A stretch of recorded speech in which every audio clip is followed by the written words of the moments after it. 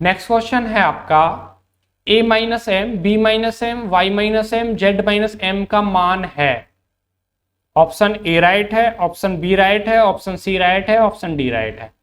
अब देखिए ए B C D, इसमें कहीं एम भी आएगा और एम भी माइनस हो रहा है, और m में से m माइनस हुआ तो कितना बचा, जीरो, और जीरो की मल्टीप्लाई आप किसी में करोगे तो ओवरऑल वैल्यू कितनी हो जानी है आपकी, जीरो।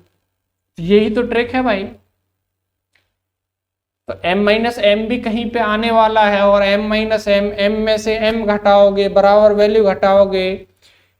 10 रुपए किसी के पास से, 10 रुपए आप, 10 रुपए किसी के पास थे, 10 रुपए आपने ले लिए, उसके पास तो जीरो बचा, और जीरो की मल्टीप्लाई आप करोगे तो सभी जीरो बन जाना है, हीरो तो बनना नहीं है। अब देखिए नेक्स्ट क्वेश्चन क्या है, यदि x plus 2y equal to 2x plus y हो तब x square divide by y square की वैल्यू क्या होगी।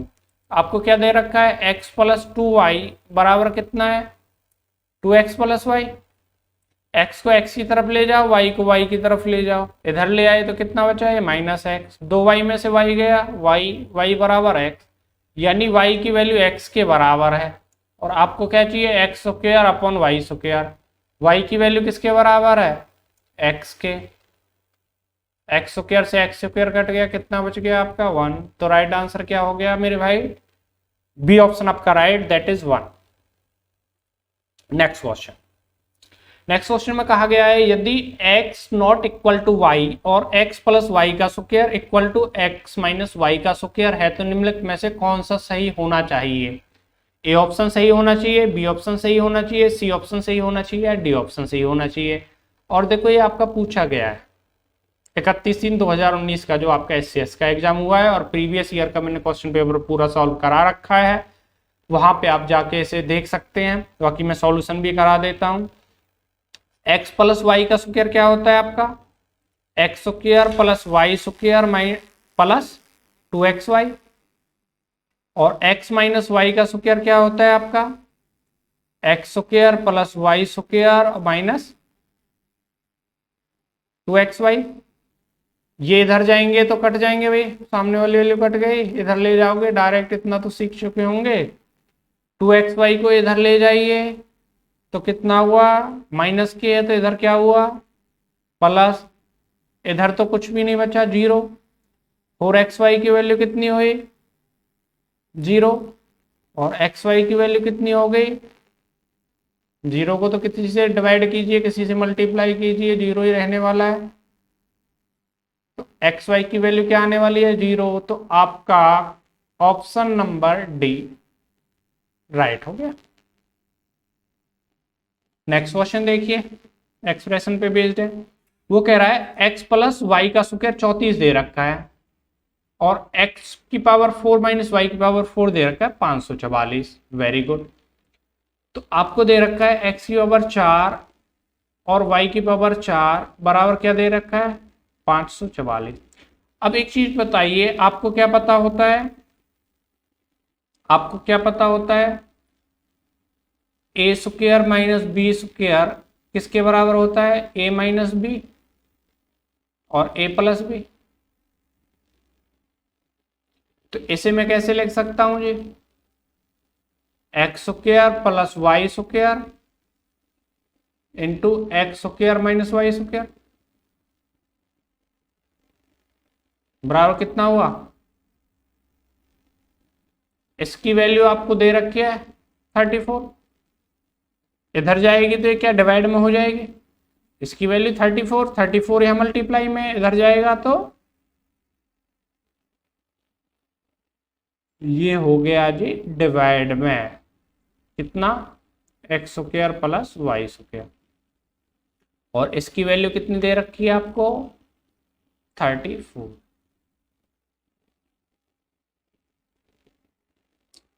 काट लीजिए, कितने बार कट जाएगा, 17 दूनी 34, 17 ती 51, और 17 दूनी 34, 2 से कितने बार कट गया, 16 बार।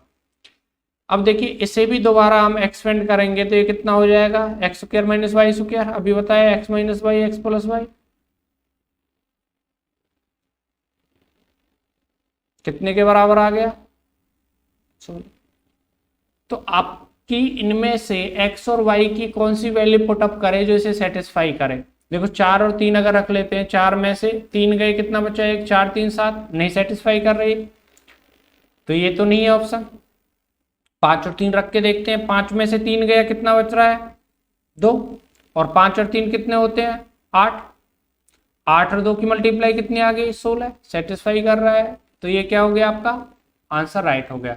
अब देखो x की वैल्यू 3 5, 5 3 और 3 5 में कंफ्यूज मत होना, 3 में से 5 घटाएंगे तो माइनस आएगा, और माइनस के 16 नहीं, आपको चाहिए प्लस के 16, ठीक है, तो सी ऑप्शन नहीं हो सकता। ध्यान रखना 5 3 और 3 5 को देखो, आपको कभी वो भ्रमित कर रहे हैं तो आपको क्या है, भ्रमित नहीं होना मेरे भाई, भ्रमित नहीं होना, क्योंकि आपको पॉजिटिव 16 चाहिए, प्लस 16 चाहिए, ना कि नेगेटिव 16, और 3 में से 5 घटाओगे तो नेगेटिव वैल्यू आएगी, समझ गए।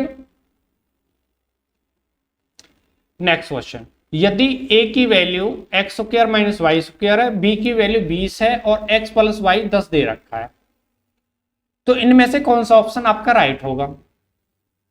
अब देखिए a की value x square minus y square है, इसे मैं कैसे लिख सकता हूं, x माइनस वाई और x plus y, very good.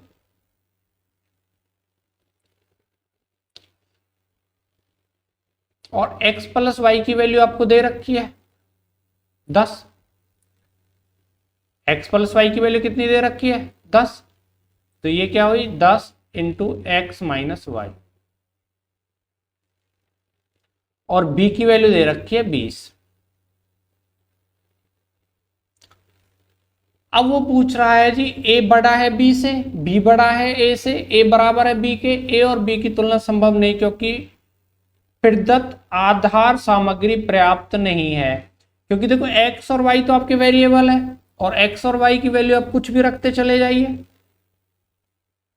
तो a की वैल्यू भी बड़ी आ सकती है, छोटी भी आ सकती है, तो क्या है आपके आंकड़े अपर्याप्त है, क्योंकि आपको पता ही नहीं है x और y क्या है, x और y वेरिएबल है, और वेरिएबल की जगह तो आप कुछ भी रख सकते हो, और जहां कुछ भी रखना है तो तुलना संभव नहीं है, और तुलना संभव नहीं है तो डेटा इनसफिशिएंट है, और डेटा इनसफिशिएंट है तो आपका आंसर क्या होने वाला है, very good, D. Next question, आपको एक सीरीज दी गई है A B, A B C, A B C D, A B C D E, और आगे ऐसे ही चलते रहने वाली है, और आपसे पूछा है कौन सा अक्षर 100वें स्थान पर होगा। अब देखो पैटर्न आप समझ चुके हैं, ए एक अल्फाबेट यूज हुआ है, ए बी 2 अल्फाबेट यूज हुए हैं, फिर A B C 3 alphabet use हुए हैं, फिर ए से डी तक 4 अल्फाबेट यूज हुए हैं, और फिर आपके कितने यूज हुए हैं 5, और इसी तरह से आगे बढ़ते हुए जाना है, नहीं मेरे भाई। और फिर आपको 100वां अक्षर देखना है, 6 वैल्यू आएगी, 7 आएगी, 8 आएगी। अब आप देखिए 100 तक आप जब 6 7 8, तो आपको देखो एक फॉर्मूला पता है, प्रथम 13 संख्याओं का अगर मैं योगफल निकालूं तो मैं कैसे निकालूंगा, 13 प्रथम 13 संख्याओं का योगफल निकालना है, देखो आपको पता होता है n प्लस 1 डिवाइड बाई 2, वो बड़े काम की चीज है, यहाँ पे प्रथम n संख्याओं का योगफल होता है। अब मुझे अगर सपोज दैट मुझे 13 संख्याओं का योगफल निकालना है, तो मैं क्या निकालूंगा जी, 13 गुना 14 डिवाइड बाई 2, कितना हुआ 91 हो गया। ऐसे ही मैं जोड़ता जाऊं तो जब मैं प्रथम 13 संख्याओं को जोड़ूंगा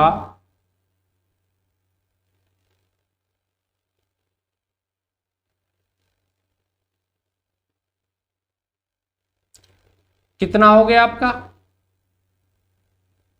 91, हुआ या नहीं हुआ। अब मुझे 100वें अंक तक जाना है, तो मुझे कितने और जोड़ने पड़ेंगे 100 अंक तक जाने के लिए, 9, तो यहां भी मुझे 9 जोड़ने हैं, तभी तो टोटल एडिशन आपका कितना होना है 100। तो अब आप ए से और 9वें अंक तक देखोगे तो अल्फाबेट में जो ये 9 अल्फाबेट आने हैं, ए से स्टार्ट होके, और 9वां कौन सा होता है आपका आई, 9वें नंबर पे क्या होता है आई, 1 पे ए होता है, बी 2 पे, सी 3 पे और 9 पे क्या होता है आई। और 100वां अक्षर क्या है आपका 9वां अक्षर ही तो 100वां अक्षर है इस अल्फाबेट का। तो आपका राइट आंसर क्या हो गया ए। ठीक है, जैसे यहां पे 2 आए हैं तो यहां पे क्या था ए भी नहीं था, 3 आए हैं तो यहां पे क्या था ए बी सी था। दिखाई दे रहा है ना आपको, देखो 1 2 3 4 5 ऐसे ही चलते हुए जाने हैं 13 तक। 13 के बाद फिर क्या है 9 तक जाने हैं। 9 तक में क्या आएगा ए से लेकर आई तक, और आई में अक्षर पूछा है आपसे यानी 100वां। तो आपका कौन सा ऑप्शन राइट हो गया बी। पूछ रहे हैं सीरीज है 117 120 123 126 और 333 में पदों की संख्या कितनी है, कुल कितने टर्म यूज हुई हैं। अब देखो इनका सभी का डिफरेंस देखो, पहले सभी का बराबर है क्या, सभी में 3 3 ऐड हो रहा है। और जब आपका डिफरेंस कॉमन हो, या मैं कह सकता हूं सीरीज आपकी एपी हो, अर्थमेटिक प्रोग्रेशन हो, समांतर श्रेणी हो, एक लगातार बढ़ रही हो, तो आप नंबर ऑफ जो टर्म निकालते हो वो कैसे निकालते हो, कितनी आपकी टर्म यूज हुए हैं। तो आप क्या करते हो फाइनल वैल्यू में से इनिशियल घटाते हो, और जो उनके बीच डिफरेंस डी होता है उससे डिवाइड करते हो और 1 जोड़ देते हो। देखिए 333 फाइनल वैल्यू आपकी, इनिशियल वैल्यू कितनी है 117। Very good. डिफरेंस कितने का है प्रत्येक टर्म के बीच 3 का, प्लस कितना करना है 1। 333 में से 117 घटाइए, 13 में से 7 गए, कितने बच रहे हैं भाई आपके 6। यहां बचे 2, 2 में से 1 1, ठीक है जी, और 3 में से 2, ये आ गया 3 प्लस 1। 3 से कितने बार 3 सत्ते 21, 3 दूनी 6 72 और 1 कितना हुआ 3।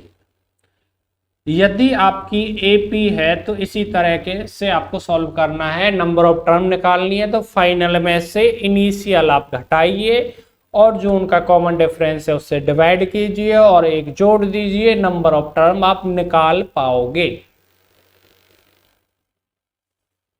नेक्स्ट क्वेश्चन की तरफ चलते हैं। नेक्स्ट क्वेश्चन है 0 से 999 तक कितनी संख्याएं न तो 5 से और न ही 7 से भाज्य हैं। 0 से 999 तक, ध्यान देना 0 से कहा गया है और 0 वह सबसे छोटा नंबर है, सबसे छोटा नंबर जो सभी संख्याओं से पूरी तरह भाग हो जाता है। ये चीज आपको माइंड में रखनी है। 0 से 999 तक टोटल संख्याएं कितनी हैं, टोटल नंबर कितने हैं 1000 हैं। अब वो पूछ रहा है न तो 5 से भाग हो और न ही 7 से हो, तो मैं पहले वो संख्याएं निकाल लेता हूं जो 5 और 7 से भाज्य हैं। 5 से भाज्य अगर मुझे संख्या निकालनी है तो 5 से भाज्य संख्या कैसे निकालूंगा मैं, 999 को मैं 5 से भाग दूं फाइनल वैल्यू को, कितने बार जाएगा 5 एकम 5, कितना बचा 4 49, 5 9 45, कितना बचा 4, 9 तार लिया 5 9 45। रिमाइंडर से आपको कुछ लेना देना नहीं है, क्यूसेंट आपको देखना है, भागफल कितना है 199। लेकिन वो कह कहां से रहा है 0 से, तो 0 भी तो 5 से भाग होती है, तो 1 और जोड़ो, यही तो इसमें कॉन्सेप्ट है, यही क्या है इसमें कॉन्सेप्ट है। तो 5 से भाग होने वाली टोटल संख्याएं कितनी है 0 से 999 तक, 199 ना होके 200, क्योंकि 0 भी वह संख्या है जो सभी से भाग हो जाती है और सभी से भाग हो जाती है तो 5 से भी भाग होगी। फिर मैं देखता हूं 7 से भाग,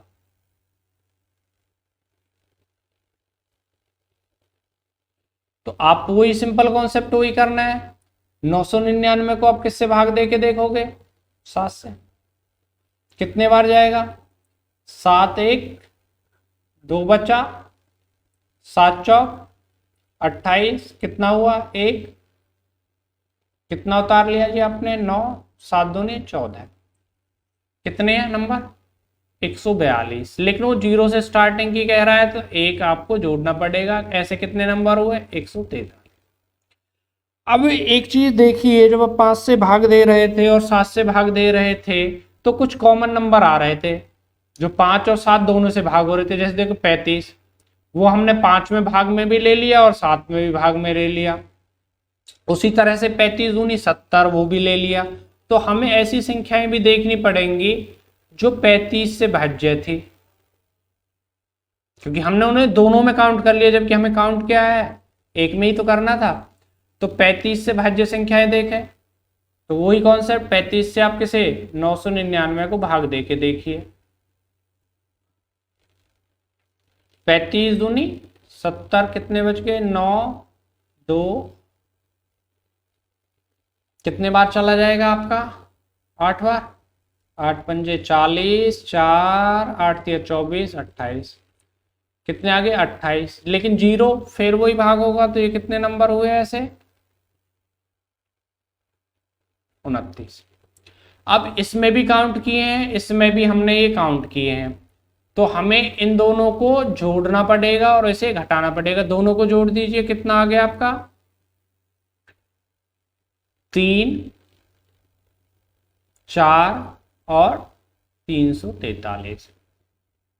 अब हमने 35 को दोनों में काउंट कर लिया, जबकि काउंट क्या है हमें एक बार ही करना था 35 से भाज्य। तो 29 को आप घटा दीजिए, कितना बच गया आपका 4 यहाँ पे, 1 यहाँ पे, 3 यहाँ पे, 314। 314 ऐसे नंबर हैं या तो 5 से भाग होते हैं या वो 7 से भाग होते हैं या दोनों से भाग होते हैं। जबकि आपको क्या निकालना है, भाग नहीं होते। टोटल कितनी संख्याएं थी 1000, और ऐसी कितनी संख्याएं हैं जो भाज्य हैं 314। तो 314 को घटा दीजिए, आपके टोटल आंसर निकल आएगा 10 में से 6, 9 में से 8, 9 में से 6, 686। आपका कौन सा आंसर राइट हो गया मेरे भाई, ऑप्शन नंबर सी। ठीक है, कोई डाउट नहीं रहने वाला। सबसे पहले 0 से 999 तक की आपको संख्याएं देखनी है, कितनी है आपकी 1000 संख्याएं हैं।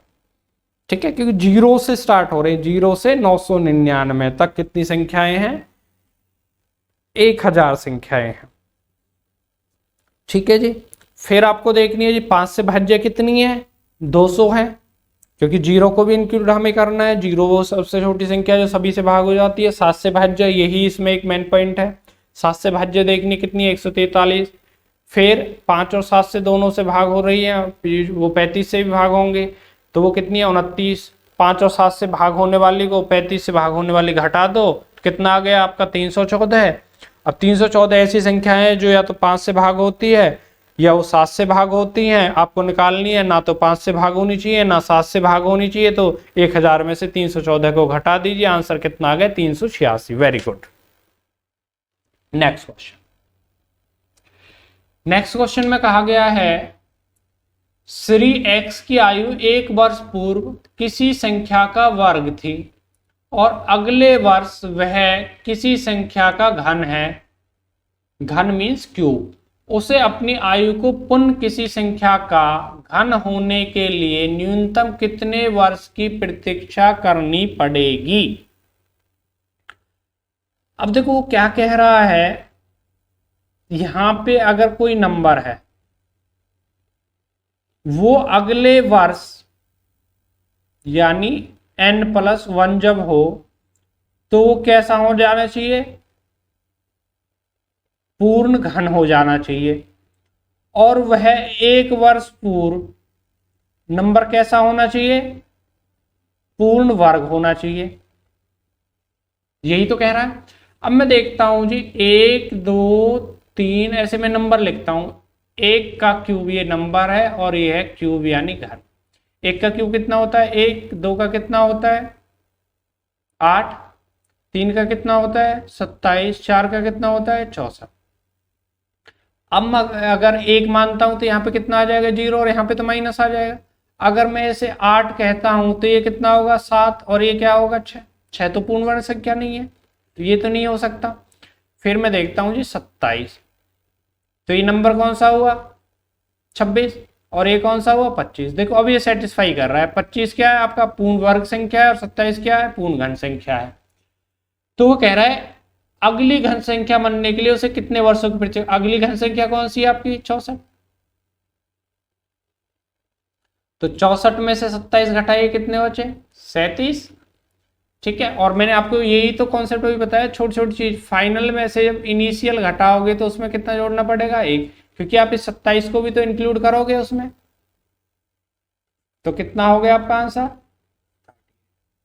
27 से 64 तक कितने वर्ष की उसे प्रतीक्षा करनी पड़ रही है 38 वर्ष की। आपका आंसर कौन सा राइट हो गया,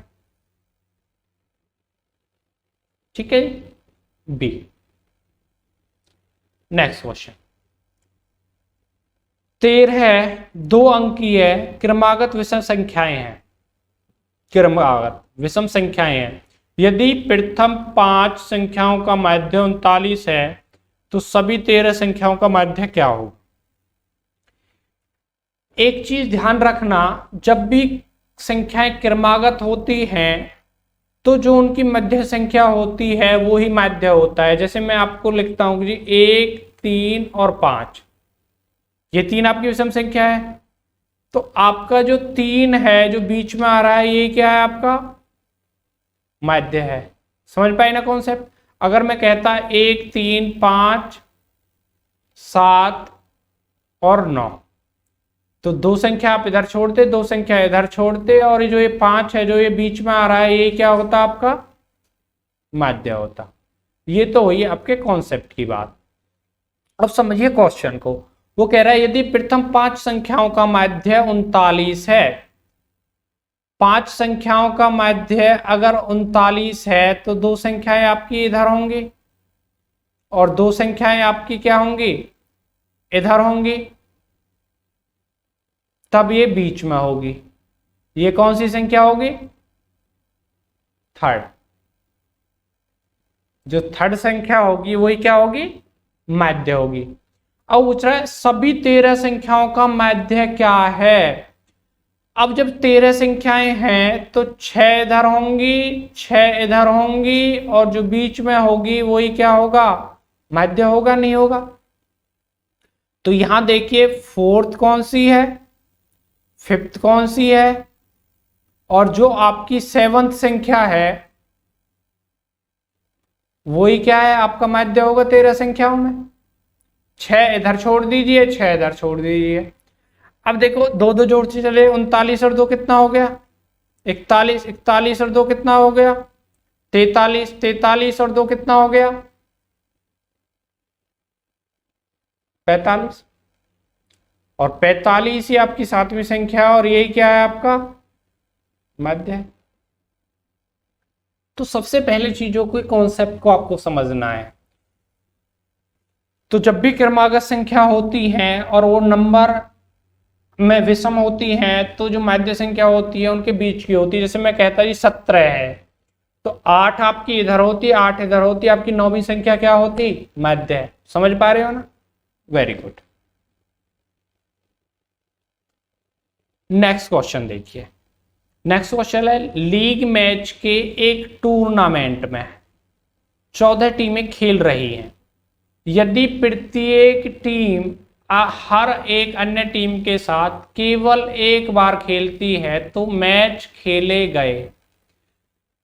तो जब भी ऐसे क्वेश्चन आते हैं कि कुछ टीमें खेल रही हैं तो उन्हें आप कैसे निकालोगे, तो इनके लिए फॉर्मूला होता है n(n-1) डिवाइड बाई 2। यहां पे n की वैल्यू कितनी है 14, 14 में से 1 गया 13 डिवाइड बाई 2, 2 से 14 7 बार 13 7 91। ऑप्शन बी आपका करेक्ट हो गया। ठीक है, बाकी ये देखो कॉन्सेप्ट आपका कहां से निकल के आया वो भी मैं आपको बता देता हूं। ये है कॉम्बिनेशन का कॉन्सेप्ट NC2। n टीमों में से दो टीम ही तो खेलेंगी, तो देखिए फॉर्मूला कहां से निकल के आया है, NC2, और NCN का फॉर्मूला आपको, NCR का फॉर्मूला आपको क्या पता है, n factorial divide by r factorial into n minus R factorial. Combination permutation वाला चैप्टर आप देख लेना, वहां पे सारी चीजें समझ में आ जाएंगी। तो मैं क्या कह सकता हूँ, n factorial divide by 2 factorial into n minus 2 factorial. Formula कैसे बना है वो मैं आपको बता देता हूँ। n टीमों में से 2 टीमें, क्योंकि 2 ही तो मैच होंगे आपस में, जब खेलेंगे 2 ही टीमें खेलेंगे। n इंटू n माइनस 1 लिख सकता हूँ इसे, फिर n माइनस 2 फैक्टोरियल लिख सकता हूँ। फिर कितना, 2 फैक्टोरियल को तो 2 मल्टीप्लाई 1, 2 ही लिखा जा सकता है, कट गया। n माइनस 2 फैक्टोरियल से n माइनस 2 फैक्टोरियल कितना बच गया, n माइनस 1 डिवाइड बाई। तो इस फॉर्मूले की बनने की कहानी ये है। जब भी कुछ व्यक्ति हाथ मिलाएं, तो जब भी वहां हाथ मिलाएंगे तब भी यही यूज होगा, या कोई टीमें मैच आपस में खेलती है तब भी यही फॉर्मूला यूज होना है। इसे आप देख लीजिए एक बार, और इसे अपने नोटबुक में नोट डाउन कर लीजिए। नेक्स्ट क्वेश्चन, शतरंज की खेल प्रतियोगिता में प्रत्येक खिलाड़ी दूसरे सभी खिलाड़ियों के साथ 2 बार खेलता है। यदि खेल प्रतियोगिता में कुल 272 मैच खेले गए तो खेल प्रतियोगिता में भाग लेने वाले खिलाड़ियों की संख्या। 2 बार खेलता है, क्वेश्चन को समझना। और देखो पूछा कहां गया है, 31/3/2019 HCS पेपर 2 2017 CSET जो हुआ है उसमें 2 बार खेलता है। अगर ये 2 बार ना खेलता तो मैंने अभी आपको क्या बताया है, n माइनस 1 डिवाइड बाई 2 होता। लेकिन अगर 2 बार खेलता है तो मैं इसमें क्या है, 2 की मल्टीप्लाई करूं, तब आपकी वैल्यू कितनी आ रही है, 272। 2 से 2 कट गया, n माइनस 1 बराबर 272। और आपको फाइंड आउट क्या करना है, n की वैल्यू तो फाइंड आउट करनी है, number of player who participate, n की वैल्यू। तो लगातार 2 नंबर देखिए जिनकी मल्टीप्लाई 272 आ रही हो। 16 या 15 की तो नहीं आएगी, 17 या 16 की आ जाएगी। 17 देखो 16 की मल्टीप्लाई, 17 और 16 की क्या आ जाएगी मल्टीप्लाई, 272 के बराबर है। n की वैल्यू कितनी निकल के आ गई आपकी, 17। कौन सा ऑप्शन राइट हो गया, बी। कोई समस्या नहीं रहेगी, होनी भी नहीं चाहिए, वेरी गुड। नेक्स्ट क्वेश्चन देखिए, एक टूर्नामेंट में प्रत्येक प्रतियोगी को प्रत्येक अन्य प्रतियोगी के विरुद्ध एक मैच खेलना है। 3 मैच खेलने के पश्चात 3 खिलाड़ी बीमार हो गए, वेरी गुड, उन्हें टूर्नामेंट से बाहर होना पड़ा। अच्छा जी, यदि कुल खेले गए मैचों की संख्या 75 हो तब टूर्नामेंट में शुरू होने के समय कुल कितने प्रतियोगी थे। अब देखो मैं ऑप्शन से अगर देखता हूं, अगर मैं मान लूं कि भाई 8 प्रतियोगी थे, तो देखो आपको फॉर्मूला क्या पता है, कितने मैच होने चाहिए, n माइनस 1 डिवाइड बाई 2 होने चाहिए।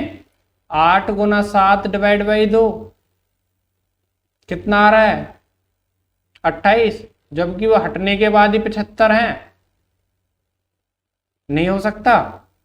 फिर मैं अगर 10 को रख के देखता हूं तो 10 गुना 9 डिवाइड बाई कितने हुए, 45, जबकि पहले ही वो 75 है, 45 तो कम है, 10 भी नहीं हो सकते। फिर 12 रख के देखिए, 12 गुना 11 डिवाइड बाई 2 कितने हुए, 66। 66 भी कम है 75 से, ये भी नहीं हो सकते। फिर आपका देखो बचा हुआ 15 ही है, बाकी रख के आप देखोगे तो आपका आंसर आ ही जाएगा। डिवाइड बाई 2 कितने हुए, 7। 15 सत्ते कितने होते हैं आपके, 105। 76 से बड़ा है तो यही आपका, ठीक है जी। एलिमिनेट मेथड से आप ऑप्शन से कर सकते हो। नेक्स्ट क्वेश्चन है, प्रत्येक व्यक्ति का अन्य सभी व्यक्तियों की तुलना में निष्पादन आंकड़े हुए उनकी व्यक्तिवार श्रेणी निर्धारित करनी है। यदि व्यक्तियों की संख्या 11 है तो कुल कितनी तुलनाएं की जानी आवश्यक है। अब देखो, हर व्यक्ति की तुलना दूसरे व्यक्ति से की जानी है, तो वही फॉर्मूला, देखो थोड़ी सी थ्योरी बदल दी गई है। फॉर्मूला क्या बताया है मैंने, n(n-1) divide by 2, 11 Guna 10 divide by 2। तुलना की जानी है, हाथ मिलाए जाने हैं, यही कहानी आपकी यूज होनी है। तुलना जो होगी दूसरे व्यक्ति से, तो दो व्यक्तियों के बीच में ही तो तुलना होनी है, और 11 की होनी है, तो कुल कितने तरीके हुए, 55। ऑप्शन बी आपका राइट हो गया। थोड़ा क्या है कि आपके लिए वो आपको समझना क्या होता है कि एग्जामिनर कहना क्या चाह रहा है। अगर आप उसके विचारों को पढ़ पाओगे और आपको कॉन्सेप्ट आता है, आपका कॉन्सेप्ट क्लियर है, तो आप क्वेश्चन को अच्छी तरह टैकल कर पाओगे। तो मेरा कहने का मतलब है कि आप कंसेप्ट इज द पावर।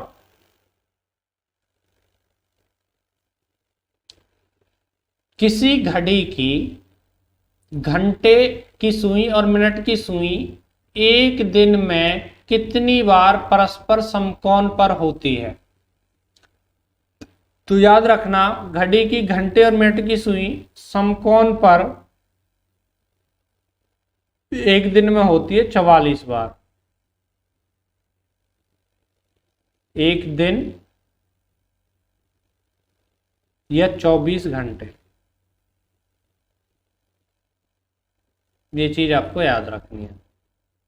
और अगर आपको उससे पूछ ले कि समकोण के अलावा आपसे कभी कभी पूछ लेते हैं कि समपाती कब होती है, तो वो भी याद रखनी है आपको। समपाती या 0 डिग्री का कोण कब होता है, तो ये होता है 22 बार, ये भी याद रख लेना। या मिलती कब है, संपाती ही होता है। संपाती का मतलब होता है ओवरलैप करना या मिलना या 0 डिग्री का एंगल होना, तो ये होता है 22 बार। या आपसे पूछ ले विपरीत कितनी बार होती है, विपरीत कितनी बार होती है, 180 डिग्री का कोण कितने बार बनाती है, तो ये भी कितने बार बनाती है, 22 बार। ये कॉन्सेप्ट आप घड़ी से रिलेटेड याद रख लेना। समकोण 44 बार, जो कि इस क्वेश्चन का आपका आंसर भी है। 90 डिग्री का कोण होता है समकोण। संपाती या मिलती कब है, या 0 डिग्री का कोण कब कितने बार बनाती है दिन में, तो 22 बार। विपरीत कितने बार होती है एक दिन में, तो 22 बार। ये चीजें आपको याद रखनी है घड़ी से रिलेटेड।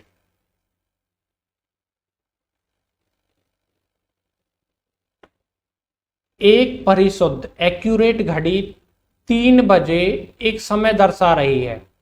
घंटे की सुई 135 डिग्री घूमने के बाद क्या समय होगा।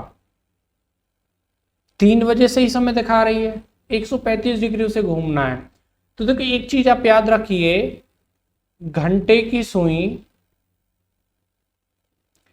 1 घंटे में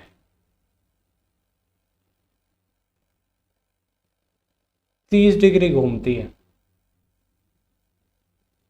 1 घंटे में 30 डिग्री घूमती है, क्योंकि आपको पता है 12 घंटे में 360 डिग्री, और 1 घंटे में कितना हुआ, 30 डिग्री। अब उसे क्या है, 135 डिग्री घूमना है, 135 डिग्री घूमना है। तो देखो 135 डिग्री उसे घूमना है, तो 135 डिग्री को मैं कैसे लिखूंगा जी, 30 के मल्टीपल में 30 गुना 4 कितने हुए, 120 हुए, नहीं हुए। प्लस कितने बचे, 15 डिग्री।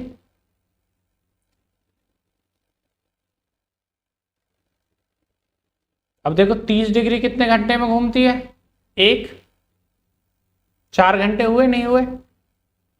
और 15 डिग्री कितने में घूमेगी, आधे घंटे या 30 मिनट, आधे घंटे कह लीजिए या 30 मिनट कह लीजिए।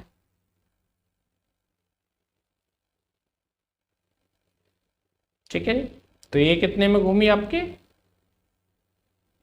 30 मिनट। कितना आ गया, 4 घंटे 30 मिनट। अब 3 बजे उसने सही समय दिखाया और 4 घंटे 30 मिनट में घूमती है, तो 3 में 4 घंटे 30 मिनट जोड़ दीजिए। 3 में 4 जोड़ो कितना हुआ, 7, 7 बजकर 30। क्योंकि 3 बजे क्या है, वो सही समय है, दिखा रही थी, वहां से उसे 135 डिग्री घूमना है। 4 3 7 और 30, 7:30। आपका ऑप्शन नंबर ए एकदम से ठीक है। 7:30 पर वो 135 डिग्री एंगल घूम चुकी होगी। Next question. एक घड़ी प्रातः के 8 बजे, देखो मैं आपसे ना इधर की बात कर रहा हूं ना उधर की बात कर रहा हूं, मैं टू दी पॉइंट बात कर रहा हूं, क्योंकि मुझे पता है आपका टाइम कितना बहुमूल्य है और साथ में मेरा टाइम भी बहुमूल्य है आपकी तरह ही। एक घड़ी प्रातः के 8 बजे का समय दर्शा रही है। घड़ी में अपराह्न यानी दोपहर के 2 बजे तक घंटे की सुई कितने अंश घूमेगी? क्या पूछा? घंटे की सुई। अब देखो, सुबह 7 बजे से यानी 8 AM से 2 PM तक, 8 AM से 2 PM तक, 8 से 12 तक कितने हो गए? 4 घंटे और 2, टोटल कितने हो गए यहां तक? 6 घंटे। और 6 घंटे में वो एंगल पूछ रहे हैं घंटे की सुई ने कितना घूमा है। और अभी मैंने प्रीवियस क्वेश्चन में घंटे की सुई 1 घंटे में कितना डिग्री घूमती है? 30 डिग्री। तो मेरे भाई 6 घंटे में कितना घूमेगी? 30 गुना 6, रॉकेट साइंस तो है ही नहीं, 180 डिग्री। बेसिक कंसेप्ट आपके क्लियर होने चाहिए, आप आसानी से क्वेश्चन को टैकल कर पाओगे। ठीक है, क्योंकि आपको पता है 12 घंटे में पूरा एक चक्कर करती है, और एक चक्कर पूरा कितना होता है? 360 डिग्री का। घड़ी ऐसे ही तो होती है, 12 से शुरू होती है, 1 2 6 करते हुए, और दोबारा 12 पर पहुंच जाती है। पूरा सर्कल कितने का हो? 360 डिग्री का। 12 घंटे में 360 डिग्री, 1 घंटे में कितना हुआ? 12 से काट दो, कितने बार कट गया? 30 बार। 1 घंटे में कितना डिग्री घूमती है? 30 डिग्री। पहले भी मैंने बताया और अब भी मैं बता रहा हूं। तो मेरे प्यारे भैया 6 घंटे में कितना घूम गई? 180 डिग्री। नेक्स्ट क्वेश्चन देखिए। दीवार घड़ी में 3:25 अपराह्न होता है दोपहर बाद का समय, आफ्टरनून का समय होने पर घंटे की सुई और मिनट की सुई के बीच का न्यून कौन है? यानी 3:25 पर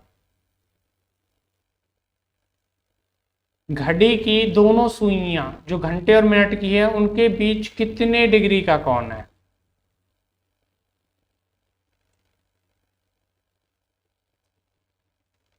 ऐसे लिखे होंगे अंक आपके रेडी में। अब 3:25 हो रहे हैं, तो आपकी एक सुई तो 3 और 4 के बीच में होगी, और एक आपकी किस पे होगी? 5 पे होगी, नहीं होगी? और उन दोनों के बीच कौन पूछा है? तो ये एंगल आपसे पूछा है।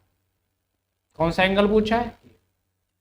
अब देखो, दो कॉन्सेप्ट याद रखिए, मिनट की सुई कितना घूमती है और घंटे की सुई कितना घूमती है।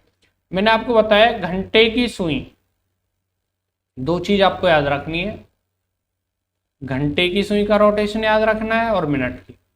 आपको अभी अभी मैंने बताया घंटे की सुई 1 घंटे में कितना घूमती है? 30 डिग्री। और घंटे की सुई ही 1 घंटे का मतलब कितना होता है? 60 मिनट। 60 मिनट में कितना घूमेगी? 30 डिग्री। 1 मिनट में कितना घूमेगी? 30/60 यानी 1/2। तो घंटे की सुई के लिए आपको दो चीजें तो ये याद रखनी है। ठीक है, और दूसरी होती है आपकी मिनट की सुई।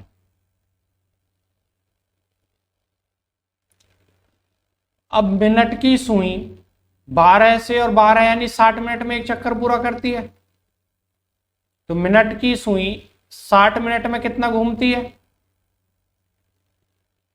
360 डिग्री। 1 मिनट में कितना घूमेगी? 6।